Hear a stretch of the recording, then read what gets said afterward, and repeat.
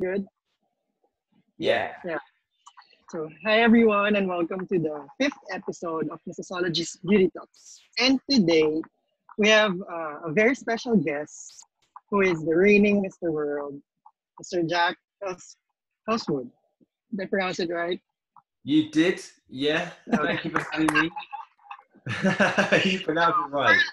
And we were joined by former Missosology correspondent Stephen Diaz. Again, thank you very much for inviting me. Yeah. It's And always a pleasure. first of all, thank you, Jack, for doing this interview with us. Thank you very much, guys. I'm excited to speak with you and to the audience. I understand that obviously there's quite a big Philippine following, so Yeah. mabuhay. Yeah. Jack is quite famous here among pageant fans in the Philippines. He did quite get a lot of followings, after the Mr. World competition, right? From the Philippines. Yes. Well, first of all, Go, Drew. we would like to know how are you doing now that we are all in this quarantine pandemic and all that. Yeah, I'm doing pretty good. I mean, it's week 9, and I've been isolating longer than we actually needed to in England because my family and I decided that we would be safe than sorry and isolate a bit earlier. So, but we're doing okay. We're doing good. I think we're actually ahead of the curve in England, but we were hit really hard by it. So we just need to make sure we stay home really at the moment. So here, Jack actually is from Hertfordshire, which is in the north of London. Yes. Population more than 1 million, is it right? There is, yeah. I think I wouldn't know the population, but it's Hertfordshire, yeah, just outside of London. It's how you correctly pronounce it, Hertfordshire. Yeah, Hertfordshire, yeah. Hertfordshire. Yeah.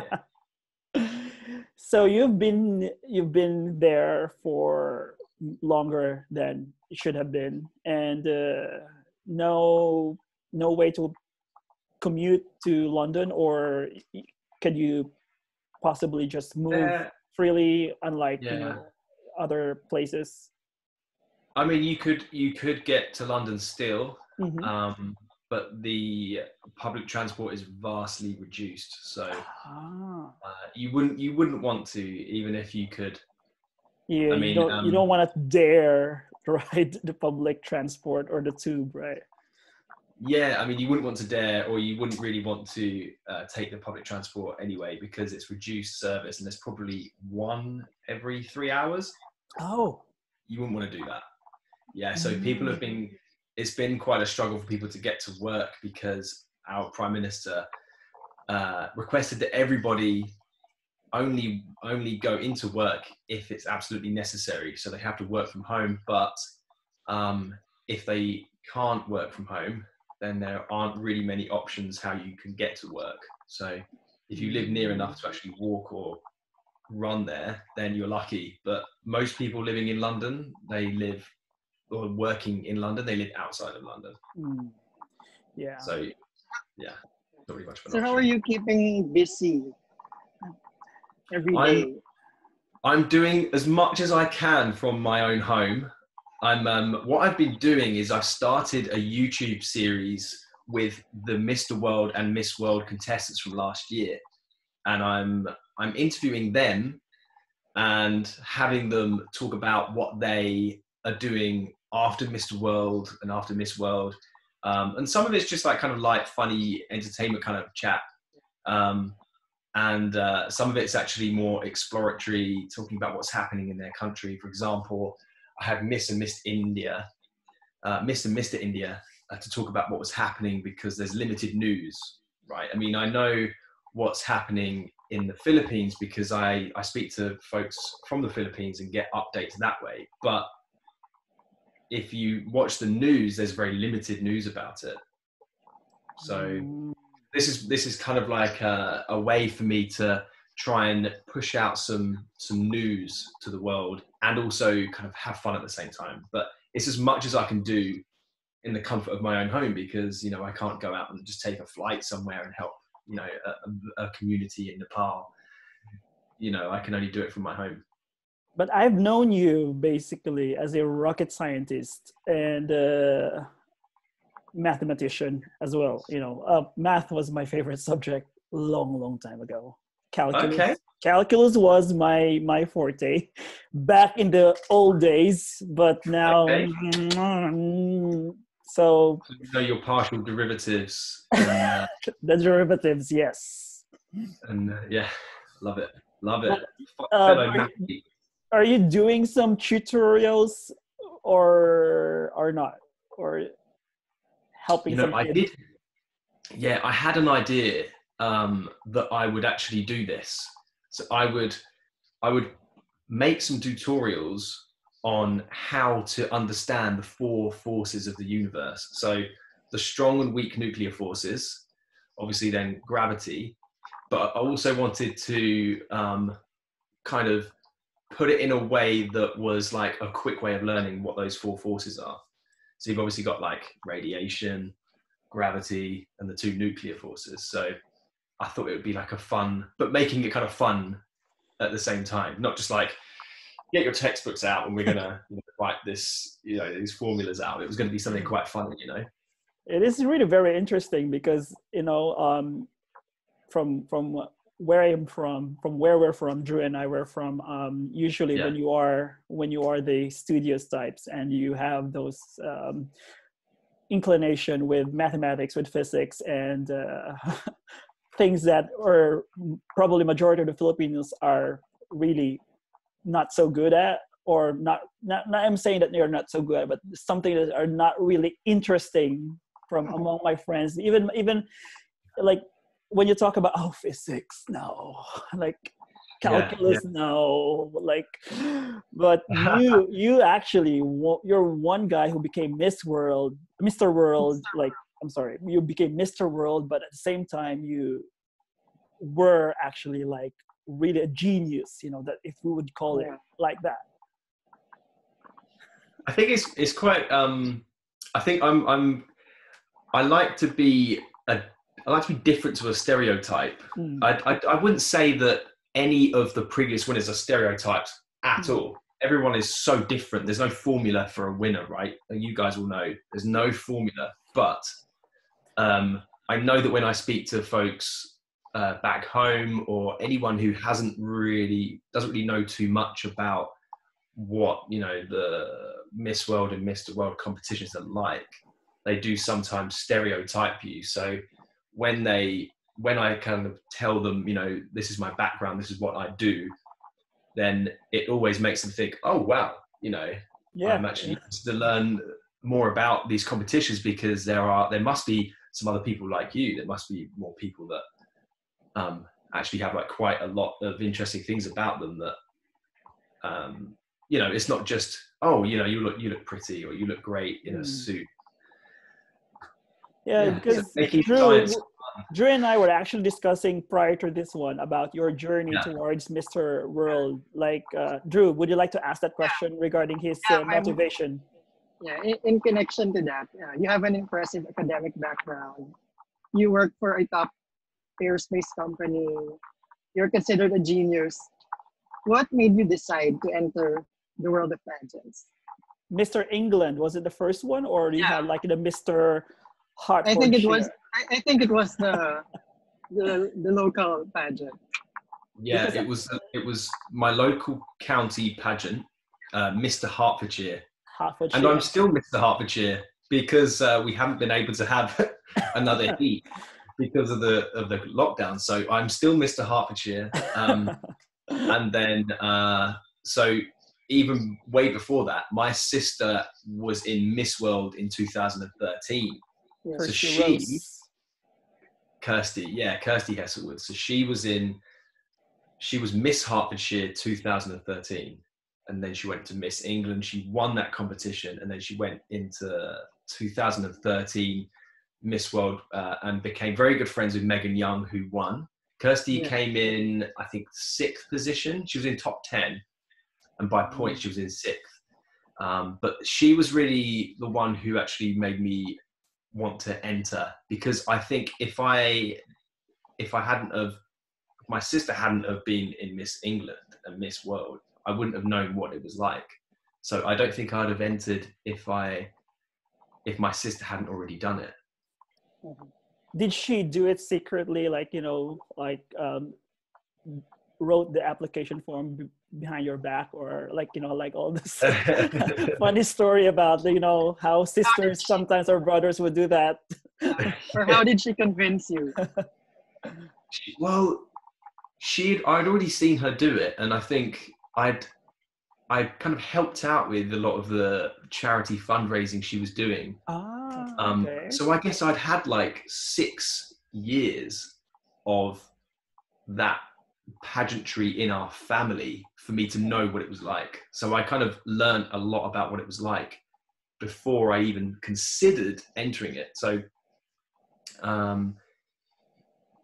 there was a point where it was kind of like, are you going to do this or not? And it was March 2017, and my sister and mum are saying, why don't you go for Mr. Hertfordshire? Just see where it takes you, And it was a very pivotal moment, obviously, but it was a moment where I said yes. I just said yes to it. I didn't really know what I was going in for, because I knew that obviously my sister had been in it. So I knew as an outsider, but I didn't know as a contestant. And then there's the whole journey after that, which is a roller coaster, because it was tough getting from there to here, believe me. Yeah, because after you won the county title, you represented your county to Mr. England, and you ended up as first runner-up in that competition, right? Yes. And the eventual winner, who was also another very interesting personality, right? Because he was supposed to join the Paralympics here in Tokyo if it did happen this year, but it's postponed. Yeah. So the original winner of the Mr. England did not join Mr. World because he was going to prepare for the Paralympics. It's going to be held here in Tokyo. And you are the one who actually took his place and represented England in Mr. World, and you became Mr. World. Yeah. Crazy. So, yeah, you could not write that. So March 2017, I became Mr. Hertfordshire. July the same year, I'm then first runner-up, deputy Mr. England, and I'm being told on the stage, and I'm very good friends with Jack. I speak to Jack, the other Jack. I speak to him all the time. Very good friends, very awesome person. And I'm being told on the stage, if for any reason, Mr. England cannot represent England in Mr. World, the first runner-up will take his place. And you're thinking, that's a very, very unlikely, situation to be in. And then I was called. I'd actually just started a new job. And it was the Friday before the Monday that I was due to start this new job. That was it was a step up. It was, I worked 3 months notice of my previous job so that I could start this new job. And I'm thinking, I'm really going to go for this. That's where my head was. And then I get the call the Friday before the Monday saying, Jack is, he's going for the Tokyo Olympics. So he can't do it. He can't make the dates work. This is this is where you step up basically to do it. And I'm thinking, that's amazing, but I have to then, I have to basically resign before I've even started this new job that I was doing. So anyway, that ensued for the next 3 weeks, and the team that I actually ended up working with in this job, very supportive, and it was quite funny because it was a very brief kind of like, hello, good luck. I guess the good thing from it was that I had 30 more fans, I suppose, than I did before that. Mm-hmm. But before you competed in Mr. World, you competed in another international pageant, Yes. International. So did you think that competing in another pageant gave you an advantage in Mr. World? I think that what it gave me is more confidence. Mm-hmm. And what I would say that it did give me an advantage in that sense because it gave me that confidence. I mean, I was confident before, but when I got onto the Mr. World stage, I was not nervous. I was just 100% enjoying it. So I think it did, yeah. It just made me realize, take in the moment and appreciate the moment, you know. And how which pageant was that, girl? Which pageant was that? Manhunt International. Okay, Manhunt. Sorry, where was it held? In Australia, I think, right? Oh, yeah, Gold Coast. Okay. So how would you differentiate competing in a sort of modeling pageant and Mr. World?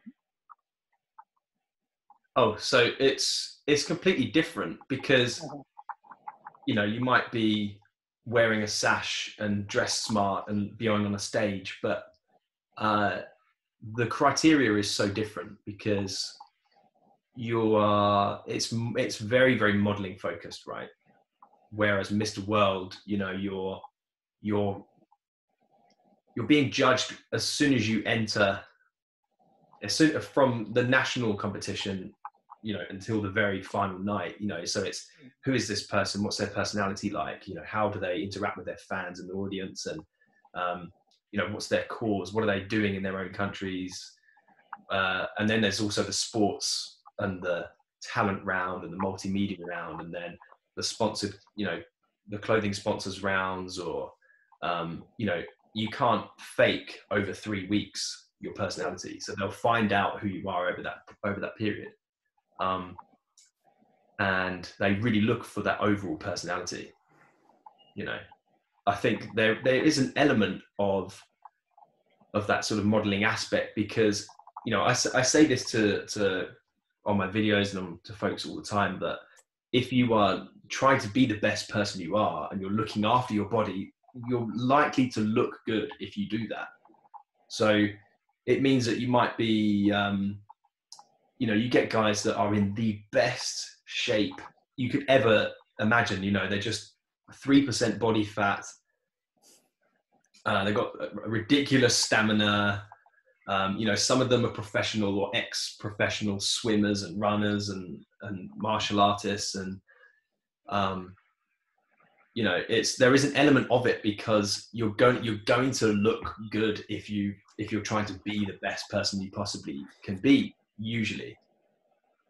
But I preferred the criteria being about well-roundedness than, you know, just kind of looking good. You're quite a sporty guy, are you? Like, do you play any sport or?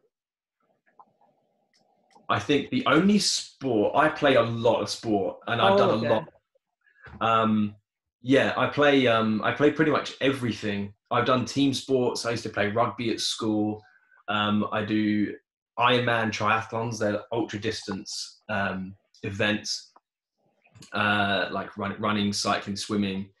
I've done martial arts. I've competed in martial arts when I was a teenager, a kid. Which one was that? A karate. Karate, okay. Yeah. And swimming. I was one of those kids that always had a sports class on the weekends before and after school. I'd be in a rugby match or swimming. Yeah, very, very sporty. So growing up, would you recommend, if you have your own kids in the future, would you recommend, you know, like sending your kids into those kinds of sports clubs? And yeah. Did your parents convince you to join in those things, or were you the one who actually, hey dad, or hey mom, I want to do this sports? Like, well, they kind of, yeah, they did. I think my mum and my dad both were athletes when they were younger. Oh, so all right. So my mum used to train for England. My dad used to be also an athlete, but he didn't quite get that far. And they would always push us, my two sisters. So myself and my sister Kirsty and my elder sister Karina, we would always be in the teams competing for, like, you know, netball or hockey or rugby. And I guess my mum would come with me on every competition I had when I was a kid. Swimming, would be driving up and down the country. Karate, she'd be there when I was, you know, winning the medals and the things and taking me everywhere.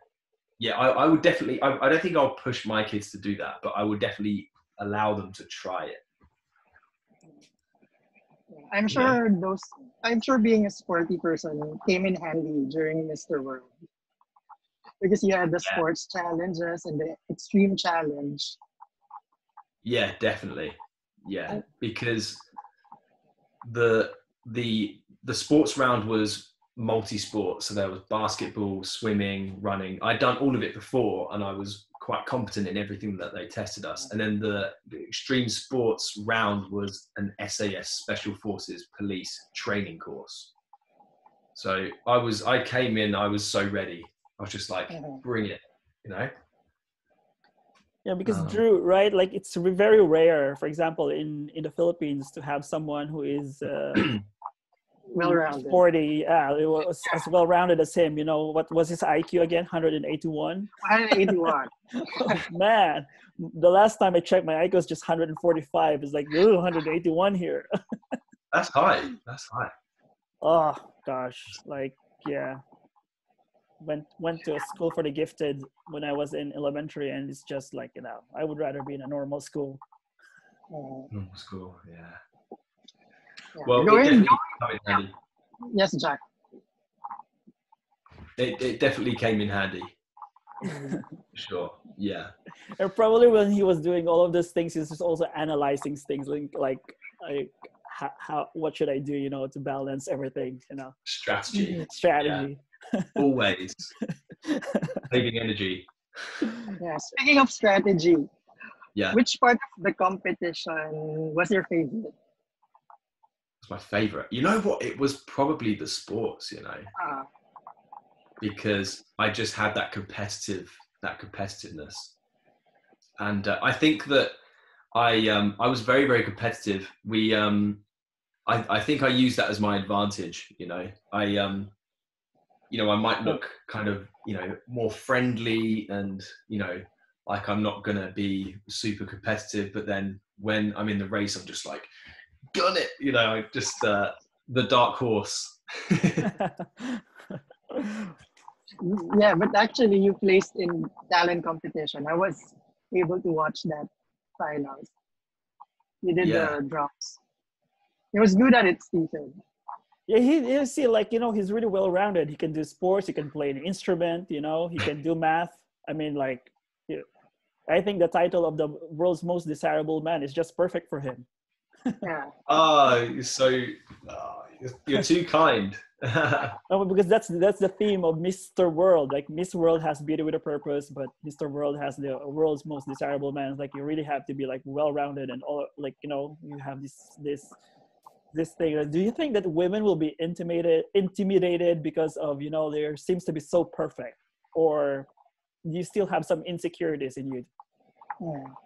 I have insecurities. Oh. Yeah, of course. Yeah. I think that I feel like I'm open. You know, I feel like I can sort of lay down, you know, this is the real me. I do feel that there are some things that I really I need to learn to let go of. I think everyone has insecurities. But that's a good question. I mean, if they're going to be intimidated, look, I think before I competed, I would have been very intimidated because I didn't have the confidence. It's taken me a few years to build up the confidence where I feel like you can throw anything at me. But I didn't always feel like that. I used to be so nervous speaking in public. I remember once I was in a lecture theatre, and there was a whole lecture theatre. I think it was my first lecture at university, and I thought they would ask me to stand at the front to do something, just like almost like a register name calling or something, or giving out something. I can't even remember because I was that nervous, and my heart was in my mouth, and I thought I was going to have a panic attack, and I hadn't done anything. I was just sat in a room, and I was that nervous about speaking in public. And now I feel like I like it. You know, it energizes me to speak in public. I feel like I like to deliver. You know, I like to kind of deliver whatever I need to say. I actually enjoy it. But I think anyone would be intimidated. And I think if you are intimidated before you start to even consider entering it, then that's a good reason to enter. So you can come out, learn, be confident. A lot of people have confidence issues, I find. So public speaking, yeah, it takes a lot of brevity and experiences as well before you could actually like really stand in front of a crowd and not be afraid of forgetting your lines or whatnot. yeah, because you have to be confident first of all, but then you also have to be good at whatever you're doing. If you're presenting something, That's true. Yeah, good at it too. So I think most people who have never, there are some people who can naturally speak in public. I just wasn't one of those people. But even the you're saying being well-rounded, playing drums, being sporty, that is the result of years of grit. That is purely nurture. I mean, I suppose there is an element of nature. You have to be born with a lot of curiosity to actually go and learn, physics to that sort of level, and still enjoy doing it. It was really difficult. And like, I would swim about 5 miles before breakfast on a Saturday when I was 9 years old, 10 years old. So it's not as if I could just, it's not as if I was just born and then grew up and then entered a competition and then now I'm an owner of this. It's grit and hard work, but it's all worth it, Yeah, you're young. Like, now, how old are you now, by the way? I'm sorry, Drew. How old are you now? Did you already turn 28 or you're still 27? Yes, 28. Yeah. Which month did you turn 28? June. So I'll be. You're turning 28. You'll be 29 this year, next month. Yeah. Same as you, Drew. No, I'm older. You're older? Oh, maybe same as Kenji, one of our friends. They were born in 1991. 91. Yeah. The best year. Probably the best year. The Gulf War just ended back then.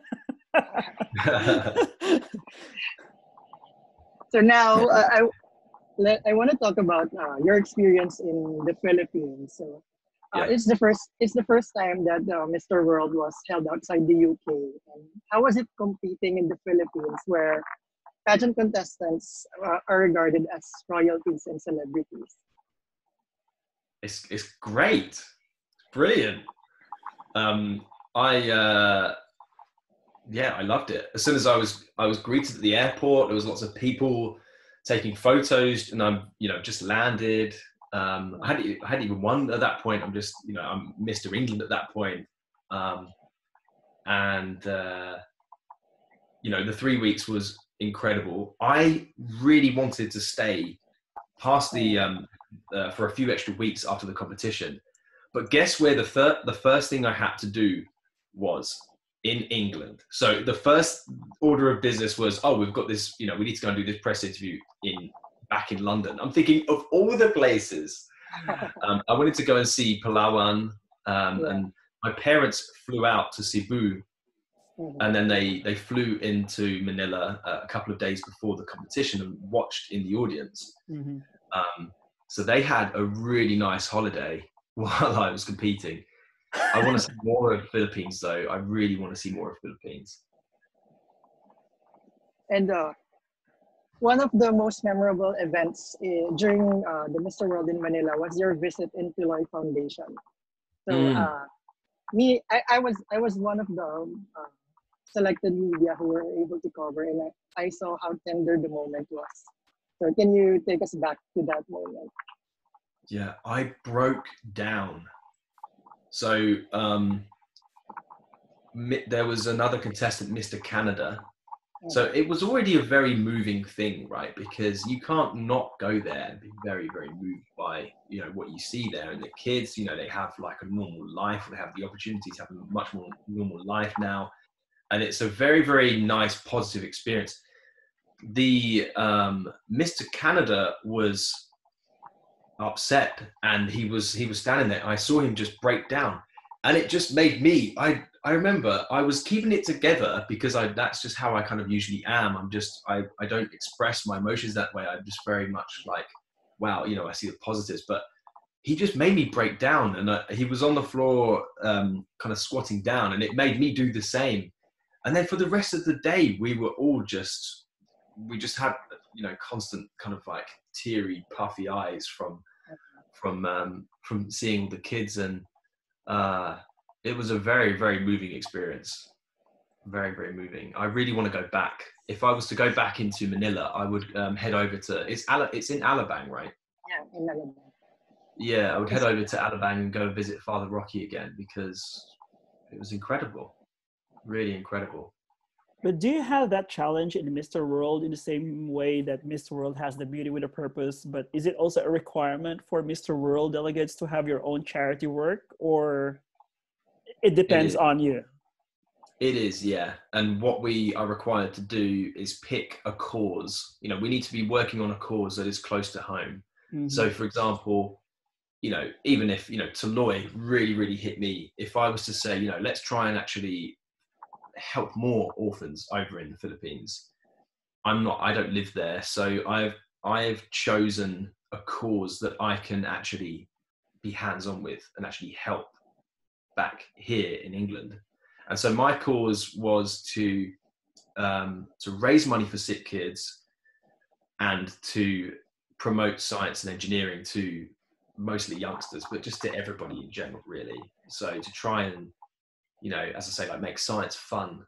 But that is something that we can actually do in England. I wouldn't, you wouldn't want to pick a cause that was in another country, because you just can't have a big enough impact unless you're actually physically there all the time. I heard that it is actually a policy by the Miss World organization to choose a charity work in your country, because like, for example, here in Japan, you can just like join the Miss World or Mr. World Japan competition, but your charity is somewhere in the Philippines or Thailand. You have to look for a cause within the country that you're representing. Exactly. Yeah, that is a policy, I believe. Yeah. And it wouldn't be hard for you, because as you said a while ago, you were already involved in your sister's charity work prior to that. So you're just probably trying to add on into that aspect. Yeah. I mean, the charity that my sister was raising money for and that I was raising money for is Variety Children's Charity. And Julia, you guys already know. I'm telling you guys, and you're like, yeah, we've done our homework. She used to run Variety, right? In, I think, 2009, she was the CEO of Variety. Mm-hmm. Yeah. Good knowledge, Stephen.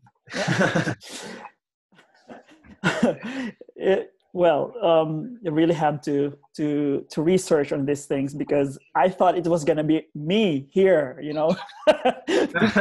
before Drew suddenly just sent me a message. Hey, actually, I have an internet connection. Like, oh, come on, just come. But I'm pretty sure that Drew really has a lot more to ask and a lot more to share, because he was there in Manila when everything was happening. I'm just more like an armchair observer, and just a few hours ago I was watching your pageant on YouTube. It's like, okay, this is what happened. Okay, like, let me remember what was the Q&A and what was the question asked on you on the final night. And it was probably a very difficult decision for the judges to choose who was the winner, because almost everyone in the top 5 actually answered really, really well. Yeah. Like Mr. South Africa was like, oh, come on, he's gonna be a president of South Africa, probably the way he spoke, Yeah. It's and a very top 5. How did you feel already, like, when they were about to announce the winner, when the top 5 was there, Julia was announcing the second runner-up, the first runner-up, and the winner? Like, were you already like some sort of expecting, like, it could be me, or? I think that in my head, what I was thinking was that I believed that I deserved to win it, but I also just placed all the trust that I had in the judges to pick who they wanted as their next Mr. World. So I was already happy with whatever the result was, because I just trusted the judges. I just knew that I mean, I've followed the competition for quite a lot of years, so I've seen a lot of winners, right, in Miss World, Miss World. Yeah. So I know that they always pick the right winner. So I was just thinking, look, I'm just happy with who you pick because you'll pick the right person. That was my honest opinion. You know, that was how I was thinking. And so when I was in the top 5, I looked at the other 4 guys and I just thought, you know, and I got to know them over that period of time, right? And I just thought, this is such a great top 5. Any one of us who wins, you know, in any year, any of those top 5 could be great Mr. World winners, you know? Yeah, divide the year, you know. I'll do 2019. You do Yeah. 2020. You do 2021. But it was an amazing top 5. Really smart, accomplished, and young men. Like I was wondering, like, what was I doing when I was 21 or 22 or 24? Like you guys were really amazing. Yeah, and if I may add, I've been following Mr. World since 2010, and last year was one of the most competitive batches ever. Probably the biggest with 72 delegates, you know? And speaking of that, who did you think, Jack, was your closest rival for the title? I think I guessed the order of who was first and second runner-up, right? You know, but yeah, I think Mr. South Africa, Fez, and you know Brian Falgier, Mr. Mexico, are fantastic. Yeah, but I also took the mentality that I was in competition with myself really, and I wasn't really trying to concentrate on what they were doing. I was just interested in who they were as individuals and what life was like back in South Africa and Mexico. I've not been to those 2 countries before, so that was really what I was focused on doing. You know, I was the day in, day out sort of mentality wasn't, you know, I've got to beat, you know, these competitors, these rivals, because there are 71 other gentlemen who are exceptional in their own right too. So I just enjoyed it. I think I just focused on making sure I enjoyed it. And I know that if I certainly when I am judging for the next Miss Worlds or the next Mr. Worlds on the panel, if I'm going to be invited to be on the panel, I am going to pick someone who looks like they're enjoying that experience. If they're on the stage and they're hating it, they're not going to like being Mr. World. So I just became what I envisioned the winner to be. Does that make sense? It does. It makes sense. It does. And what was going through your head when Julia announced England? Julia was so all smiles already, you know, like yeah, she really was. Yeah, she was just Mr. World. You know, Bless her. I love Julie so much. She's so cute. It hurts. I love her so much. I went quite lightheaded. I remember. I went quite lightheaded, and then I was feeling dizzy already, and then I got lifted up. So I remember looking at the ceiling with people shouting in my ears. It was the other contestants, and then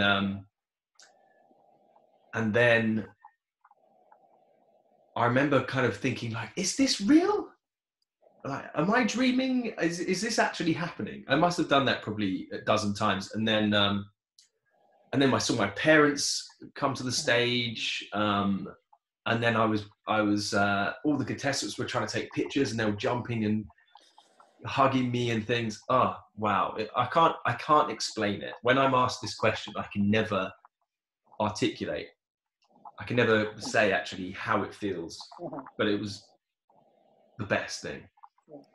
And I'm curious, what was the first thing your parents told you when you saw them? I don't think I remember what they said actually.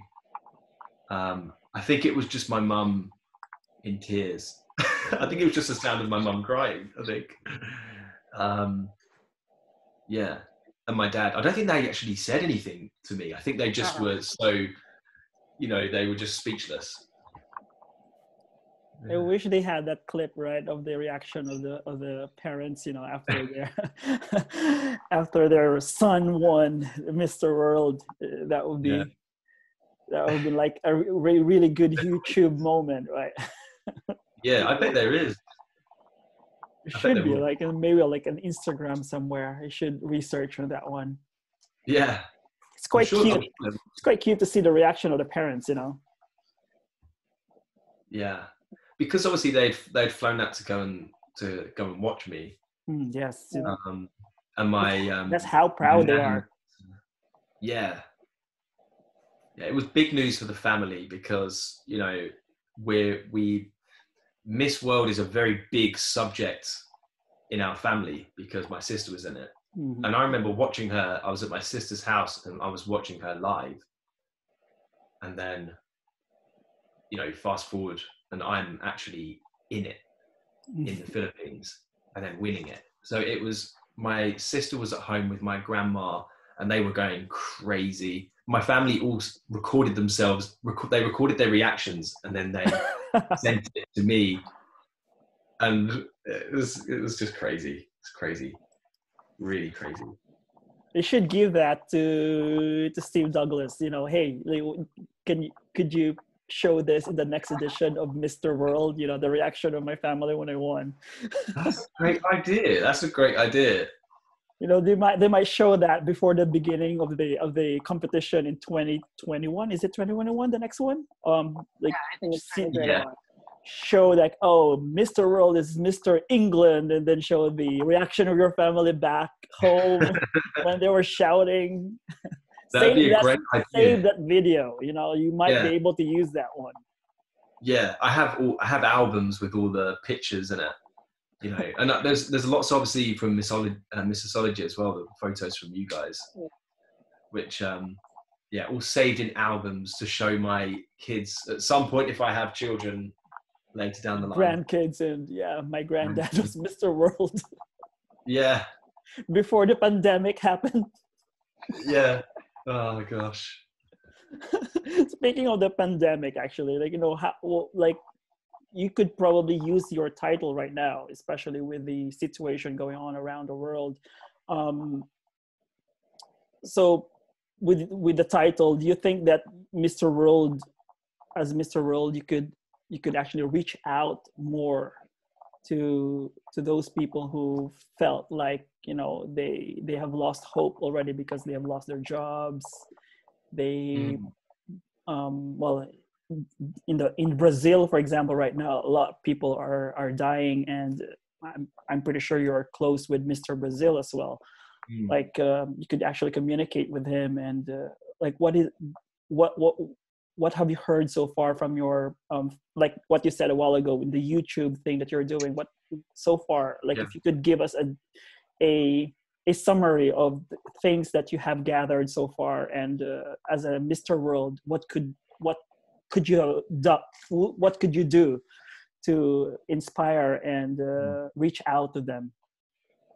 Yeah, I mean, for every single person I've spoken to, so I've spoken to the contestants, I've spoken to friends who live in these other countries, a friend in Bangalore, friends in the Philippines, the situation is different between each country. How we can react to it is pretty much the same, really. It's just, we need to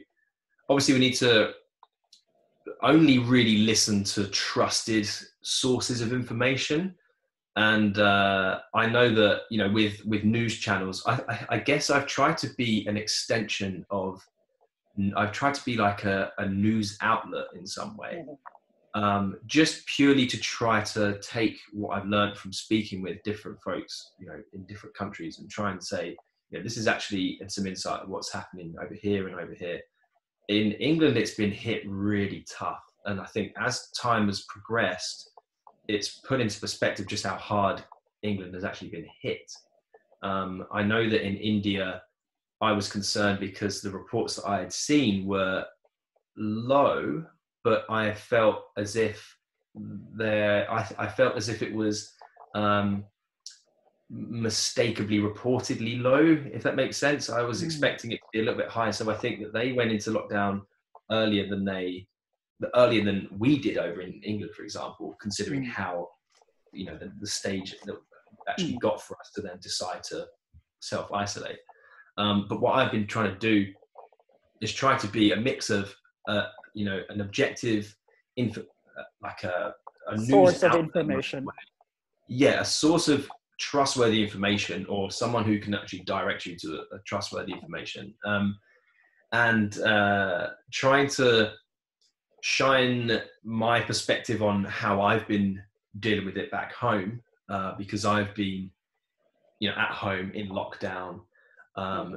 You know, we need to be careful when we go and get groceries or things like that. But I find that really the main message is to the folks who, you know, lockdown isn't the worst thing on their plate. You know, they would wish that they had a shelter that they could actually go and self-isolate in. You know, worrying about when the next meal is going to come, and whether you're going to have, you know, a home to actually sleep in, a bed to sleep in, a home to actually, you know, to live in. That's a much bigger message than, you know, oh, we need to, you know, stay indoors. You know, and I think something, you know, just to kind of self-reflect, I've actually realized that there's much more on my doorstep that I need than I originally thought. So I thought, you know, oh, I like doing this thing. I like traveling over there and going over there, spending money on this particular thing that I'm interested in and doing this. And then I realized that as soon as I've stopped, you know, I do home workouts, I do home yoga, I do like eat healthily and things like that. I don't go and buy a healthy shake and go to the gym, spend lots of money on that, and all this kind of stuff. And I'm actually better off with it, if that makes sense. So yeah. I think that the messages, you know, to the folks who have, you know, a home and they have food, is to try to listen only to trustworthy sources, because if you just listen to news, it's going to affect your mental health. Treat it as a time where, you know, time is the most valuable currency in the universe. So make the most of it. You don't have to treat it like a rat race, and you don't have to be ultra productive. But it helps to make the most of the time. You know,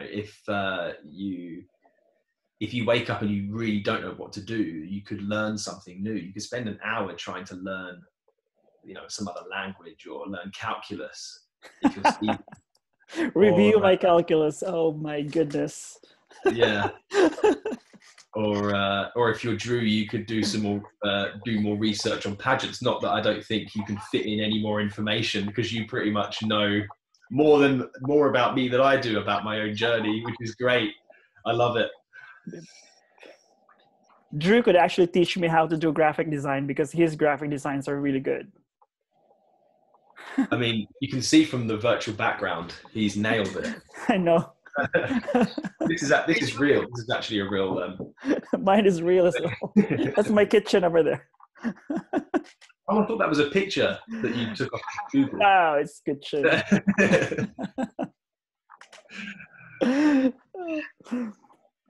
Anyway, I go back to some more tough questions for you. Okay. Because we all know that male pageants are not as popular as female pageants. And now the landscape of male pageants is slowly changing because of the victories of guys who are considered as more than just bodies. There are now more men joining pageants with professional backgrounds, like you as a rocket scientist. So what's your take on this? That you're pioneering a different age for male pageants. Yeah, I really, really want to try and push. I want to try to push that agenda as much as I possibly can. So, you know, I think that it will be as, you know, as well liked, or, you know, as popular as the female competitions, because there isn't really, when you go under the skin of it, there isn't really any reason why it shouldn't be. It might be because it's less frequent as well. So I think that in the future, if it was to be run every year, it wouldn't be a bad thing at all. And I think there are more female pageants in general, which maybe dilutes it slightly. So there are more female pageants you can follow. I know that with the male pageants, you've got the big five, right? With the female pageants, there are so many. I think there must be a dozen in England, with obviously Miss England and Miss World, license being the biggest over here. But I really want to push that agenda and break those stereotypes, because I think people do. If you've ever been in a pageant, as soon as you mention it to somebody, they're going to, if they've not seen it, they're going to make a judgment and make a stereotype even. But I mean, I use that to my advantage because, they might think, oh, you just care about your appearance. You're just kind of pretty face. So I want to actually say, well, no, like that's something that I take advantage of because I can be a dark horse. I can have that element of surprise to say, no, I'm actually, I can actually design something that can go into space and land on Mars. Not by myself, but I would work in a team because it takes thousands of people to do that, right? But I really want to push that as much as I possibly can. I think it's going that way, but if anybody is going to be the person who is going to make that happen, I really would love to do that, but it's not easy. Yeah, it's really not easy to change the perception overnight, but it is going to start because we have a rocket scientist who is Mr. World 2019, and people will remember that. People will really think about, hey, they did not give the title to a runway model. They did not give the title to a sports guy or what. Like, here's a well-rounded guy. Yeah, I mean, there's nothing wrong with giving the title to someone who is worthy with true. Those titles, but I think it's just a good example of, you shouldn't stereotype someone. Yeah. Yeah. And if I may add, your first runner-up is a medical doctor. Yeah, Mr. South Africa is a medical doctor. So I think Mr. World 2019 as a batch is a statement to the pageant league. You can be whatever you want. The national... You can be whoever you are and still win a pageant. Yeah. I think we should also give the credit to the national directors who really took it seriously, because they did not just send, hey, you cute guy, go to the Philippines. Yeah. It's like, hey, like they really took it seriously and brought the big guns, and that's why, like, I think that's also one of the reasons why you really stood out. Mm-hmm. Because you have that really, aside from the fact you have a very interesting and impressive resume, you actually like also added more spice by the fact that you are really smart, and in the Philippines, smart people are worshipped. It's just the culture itself, schools always give awards and honors to people who are smart. So I wish that was the way. I wish that was the case everywhere, because there is. I mean, it's not such a case in the UK really anymore. But if you were someone who was smart, then you would be stereotyped again. So you'd be stereotyped as a nerd or someone. That's true. Yeah, that's it. Like what we see on Netflix. I don't know, like dramas and stuff like that. If you are the smart guy or girl, you are the one who is like subject of bullying and things like that. But it's totally different in the Philippines. The smart ones always get the best piece of the pie, and they are admired and respected in schools. Maybe it's slowly changing right now, but you'll be an inspiration to kids to remain smart, actually. Yeah. Yeah, not just take up something that's easy. You know, actually Yeah, choose something that's difficult and invest in your own education. But it's really hard to actually go and study a subject like that and pursue it.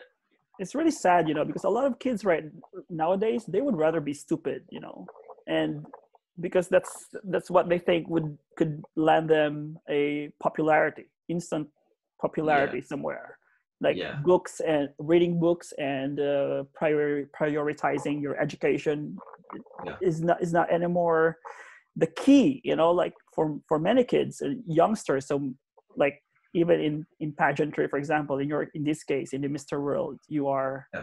setting a really good example to young kids out there, to set a very high standard and goal to your life. Win a competition. It could be Mr. World, it could be a sports event, it could be quiz bee or whatnot. Yeah.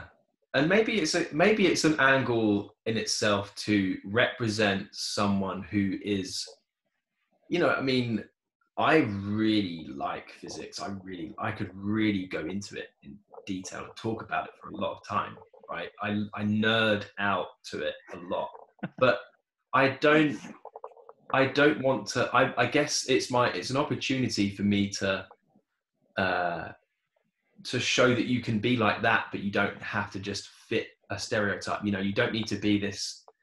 As you were saying in the American dramas, they're maybe in a hoodie with a laptop, and they're kind of sat like this, and when anyone tries to talk to them, they kind of like bite or do something.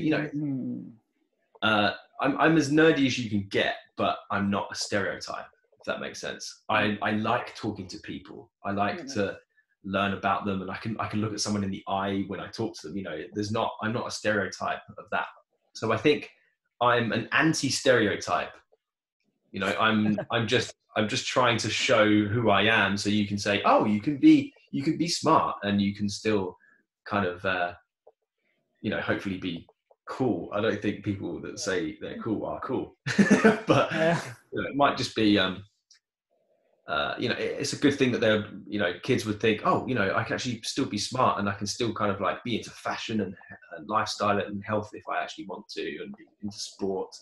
Yeah, you can. Yeah, it's not like we are downplaying those who are struggling when it comes to academics.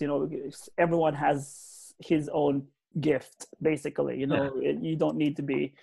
Not everyone has to be smart. Not everyone has to be. But like to actually deny yourself of the opportunity to be good in academics or in school just because the society is trying to portray being smart as something negative, like what we see sometimes on media or on dramas. So yeah, just try to be the best version of yourself, no matter which arena you are excelling.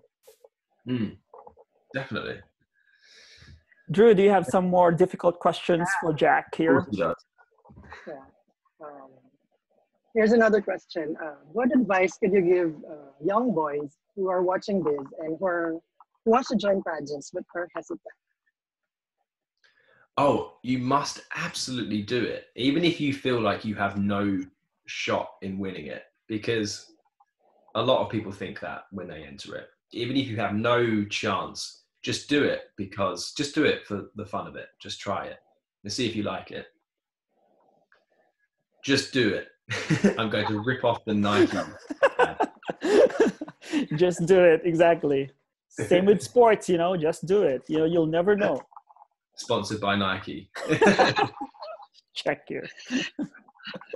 And a little bit related to that, you've been into pageantry since your sister won. So what do you think was the biggest lesson that you've learned throughout your journey? The biggest lesson? I think the biggest lesson is really, I suppose, to try to do whatever it takes to follow your heart. I know that's really cliche, but following your heart actually really will test your courage, because it's not the easiest option. If you think, take, for example, before I said I would go and do Mr. World, right? The competition had been put back. So I said, yes, I'll go and do it. I'm going to say yes to it. We'll try it. We're just going to go and do it, right? So I say yes to it, the competition gets put back. So now I've resigned from my job. So I've resigned from my job. The competition gets put back. I'm thinking, I don't know how I'm going to actually survive. How am I going to live between now and then? I need to kind of like find some work, and I need to find sponsors for the competition. I need to sign up to a gym. I need to do all this preparatory work. I need to try and find a national costume. I need to send so many things that the organization required in order to actually enter. And it required a really strong level of focus to keep going in the right direction.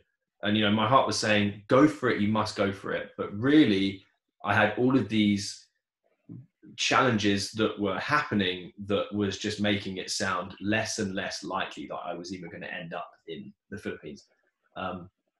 So I really had to just try and keep focused. And don't get me wrong, there were some times I was really tested for this. And I was thinking, like, the chance of winning is very, very small. There are thousands of people that try and enter this competition, and there's only one person that can win this. If I don't win it, I've gone away with yes, like a great experience and things like that, but it's really, I'm putting a lot of risk into this. But I think that if you put your heart into it, it's always going to be a special thing. If you put your heart into anything, it's always going to make it special. So even if it's really, really difficult, you just have to try to follow and have faith in that direction that your heart is telling you to go to. Because it will never be the easiest option. It will always seem the most difficult, awkward option. So in a roundabout way, yeah, follow your heart, just do it. I'm being the most cliche. The first step is always the most difficult one. Yeah, it is. Yeah. Sometimes it's just saying, yeah, I'm going to go do it, or yes, or yeah. Yeah. And it's probably too early to ask, but what are your plans after your reign as Mr. World? My plans after my reign as Mr. World, I really want to, I'm going to be traveling to various different places.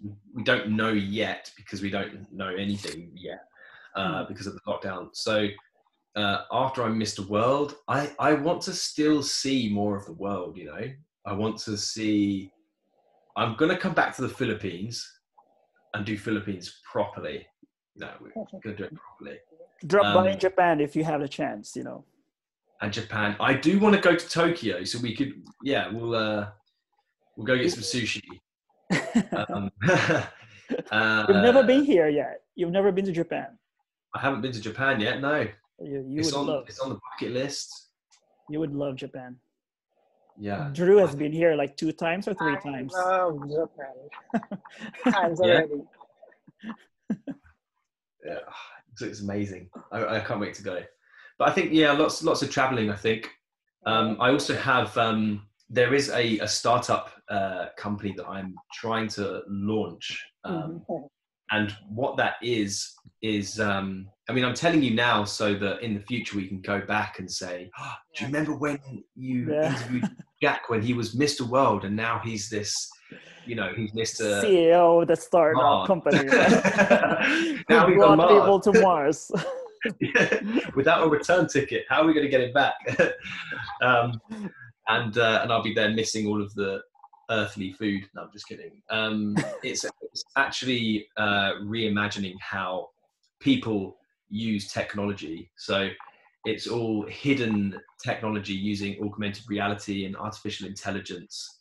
And you'll be able to kind of measure anything that happens in the world in real time, but in a very safe way. You're not using data and all this kind of stuff. So I'm really pushing that as much as I possibly can, because try asking investors to invest in a company during lockdown, right? So I'll probably be focusing on that as well in full capacity when I give over my title.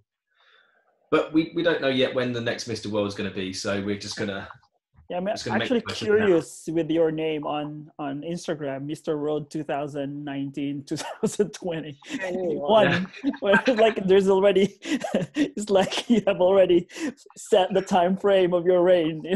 I remember during last year's pageant, Dave, one of the PRs of Mr. World, he asked us, "Do you think we should hold Mr. World every year?" And we said, "If you could find a sponsor, why not?" Bench It's was a a re- good sponsor, right? yeah, because it's a really really good pageant. Yeah, I don't see any reason why they wouldn't do it in the future. It's just been set up that way for the last since it began. So Yeah, because I think 2019 was one of the most successful ones. yeah, They yeah, held it I in think the right country. They held it in the right country. Yeah, yeah, Araneta Coliseum, man, that's big. the Thriller in Manila. indeed. Friends You of were- mine, friends you of were- mine back here who are into boxing were very yeah, impressed. you were. I don't think we were born when Thriller in Manila was held in Araneta Coliseum.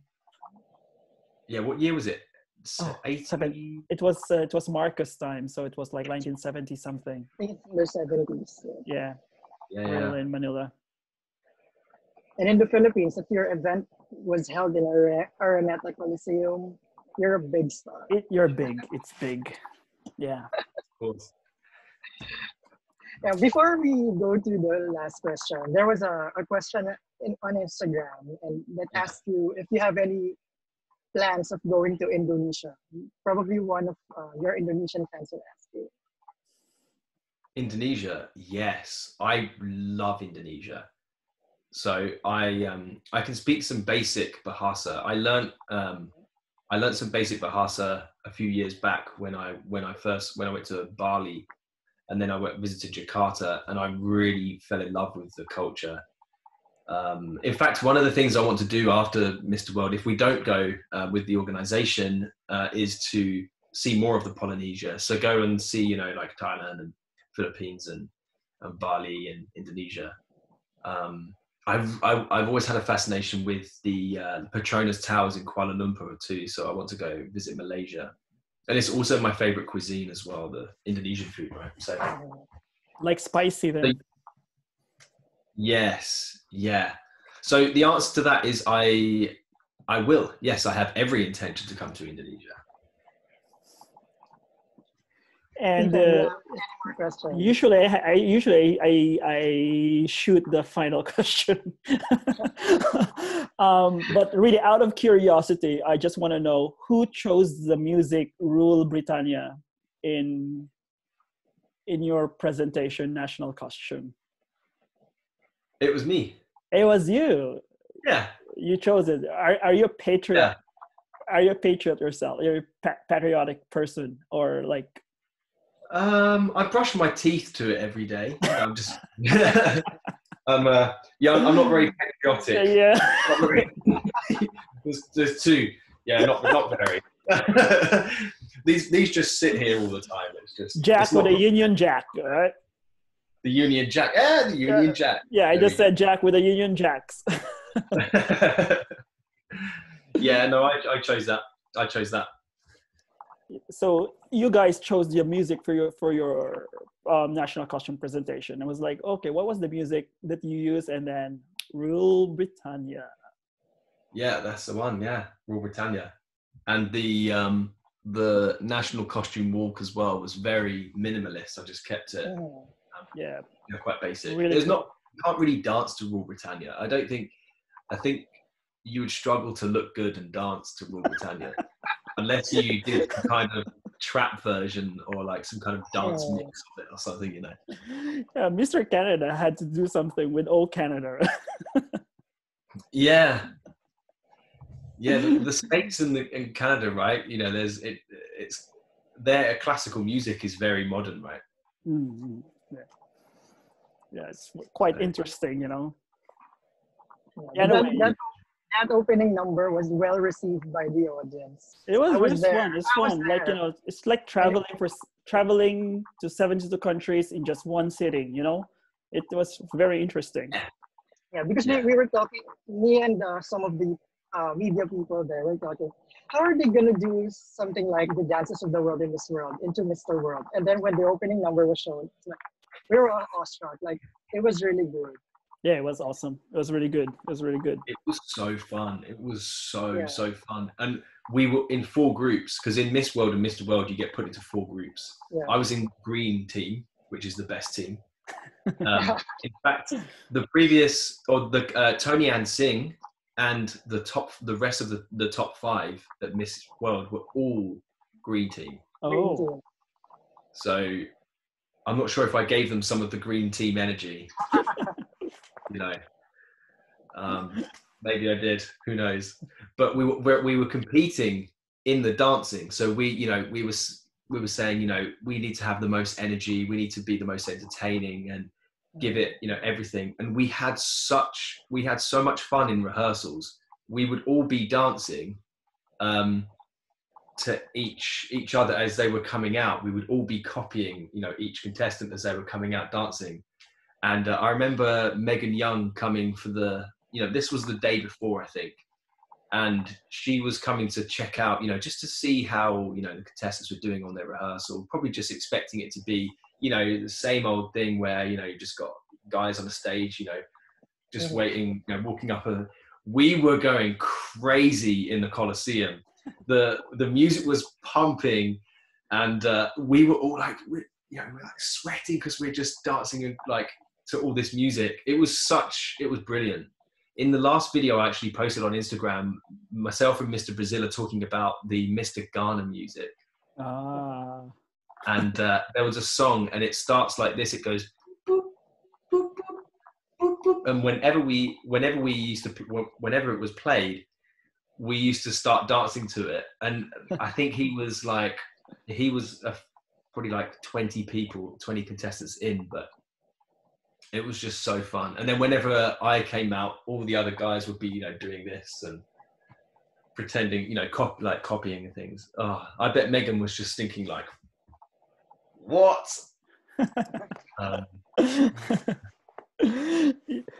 Now, Great. Drew, shoot the final question, the most important question of all.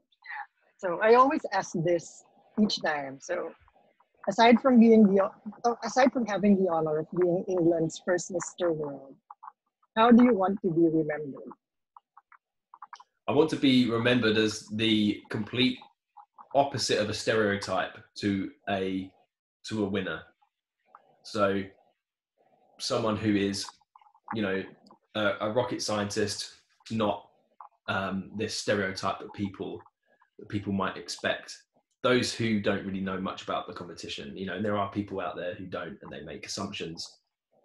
So I want to be known as the person who is opposite of a stereotype, and who is kind of an ally for all those people that think they couldn't do something like this, and how amazing it is, and how lovely it is, and how much love you spread all over the world with Julia Morley. There's nothing like that.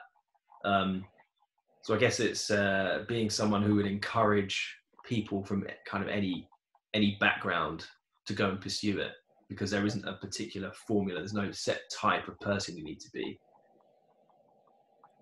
Yeah, well said.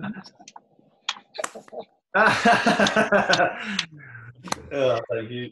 Thank you very much, Jack. It has been really very inspiring to hear your wisdom, and hopefully, like, especially young guys out there, or even women, young girls out there, will be inspired to, you know, to be the better version or the best version of themselves, and not to be typecast, and fight for their dreams. And the cliches, people would always say a lot of cliche, but actually they do make sense. It will come to, you will reach a point in your life when all the cliches that you have heard from your parents, from your friends, from role models or idols, they do make sense.